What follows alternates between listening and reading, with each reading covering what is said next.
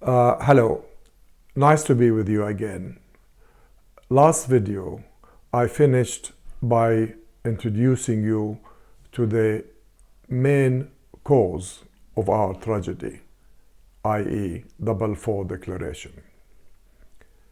In this video, I would like to direct the spotlights on the personalities involved in our tragedy in the 20th century. I'd like to start with Lord Arthur Balfour, who in 1905 was the Prime Minister of England and who presided over what was known as the Aliens Bill, and he fought tooth and nail to have it passed through Parliament, which it did. This bill, as per its name, is to stop immigration into England, in particular Jewish immigration from Eastern Europe. The impoverished peasants, Jews of Eastern Europe, especially Russia.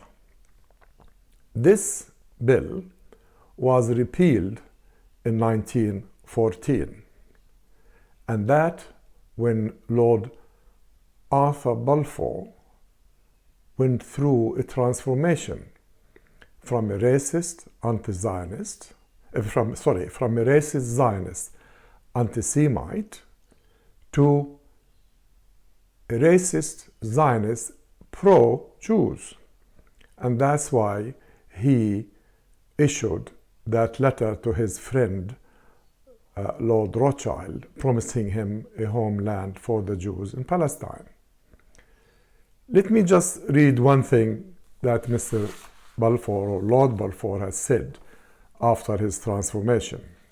And I quote, "Zionism, be it right or wrong, good or bad, rooted in age-long traditions, in present needs, in future hopes, is of far profounder import than the desires and prejudices of the 700,000 Arabs who now inhabit that ancient land."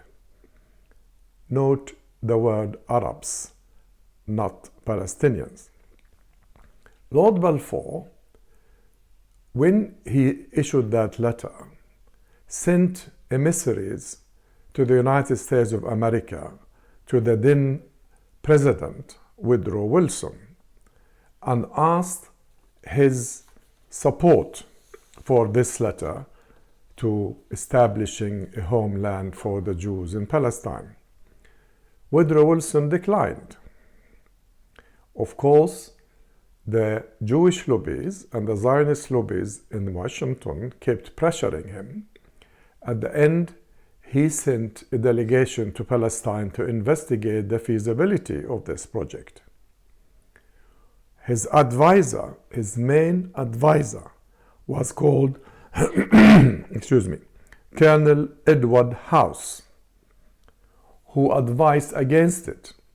And he said, if 9/10 of the population say no, and we want to adhere to democratic values and self-determination, then the answer is no.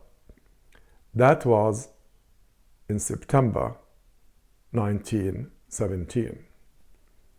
In October of 1917, both Woodrow Wilson and Colonel House changed their minds and supported the Balfour Declaration.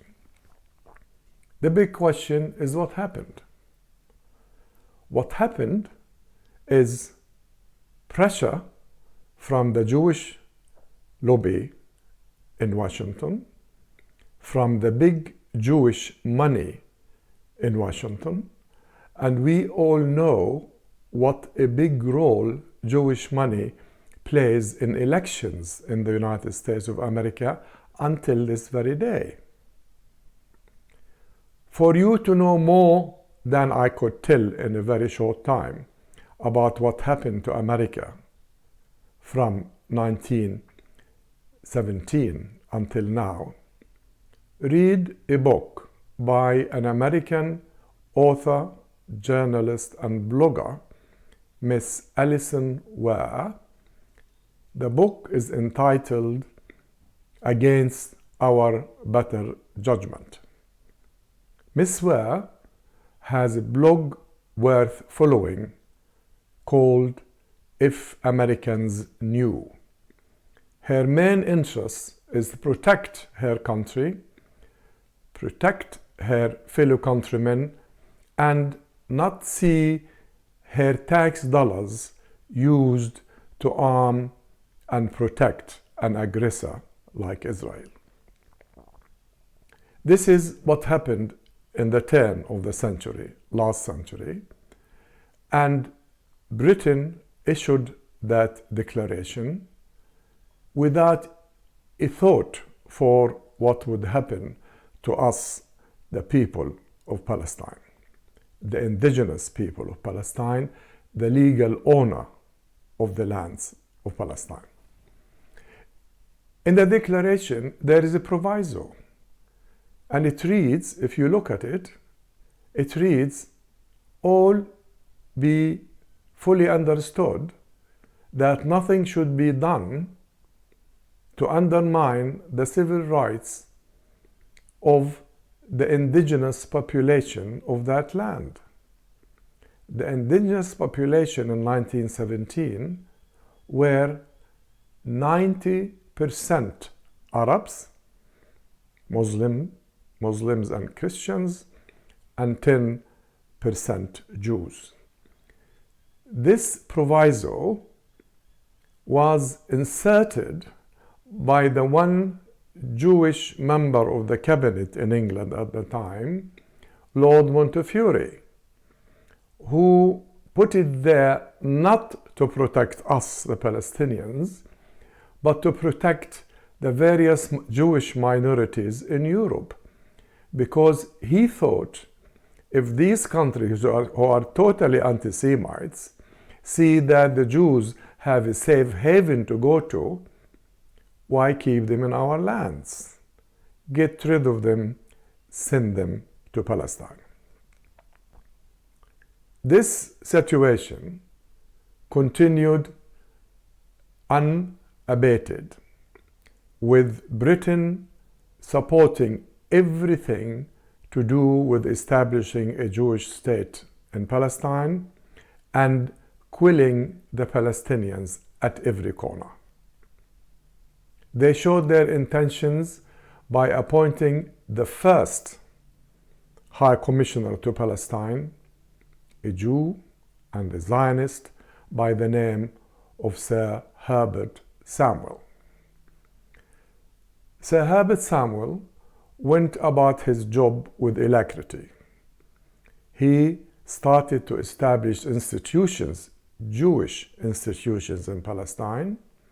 He made Tel Aviv autonomous, and he introduced Hebrew as an official language of Palestine. He also encouraged immigration from Europe into Palestine at a breakneck speed.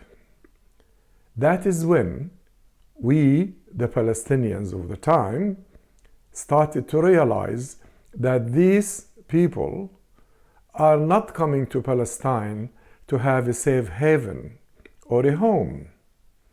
They are coming to Palestine to replace us, to kick us out, and to steal our land. And that's when we started to resist. And by doing so, we incurred the wrath of the British forces. And they were very vicious, believe me. I heard growing up many stories from elder Palestinians who told us what they used to do. They used to come during the night, raid our homes, terrified our women and children, and search our houses. And if they found even a spent cartridge in any house, the man or the men of the house were taken out and thrown into prison for 6 to 18 months. Then in 1929, there was a big event in Palestine when the Jews asked the British mandated government to give them ownership of the Western Wall in Jerusalem on the Noble Sanctuary. And there was a big demonstration, there was a big uprising, and Britain, of course, quelled it with force. The three leaders of that uprising, Jamjoom, Zir, and Hijazi, were all hung in the square in Acre, and their tombs are still in Acre with this sentence engraved on them: "Don't trust a foreigner." I wish that Arab leaders and Muslim leaders since that fatal day have heeded that advice. We would have been in a much better place. Thank you very much for listening, and I expect your thoughts. Please do ask whatever you like, and I promise to answer truthfully and to the best of my knowledge. Bless you.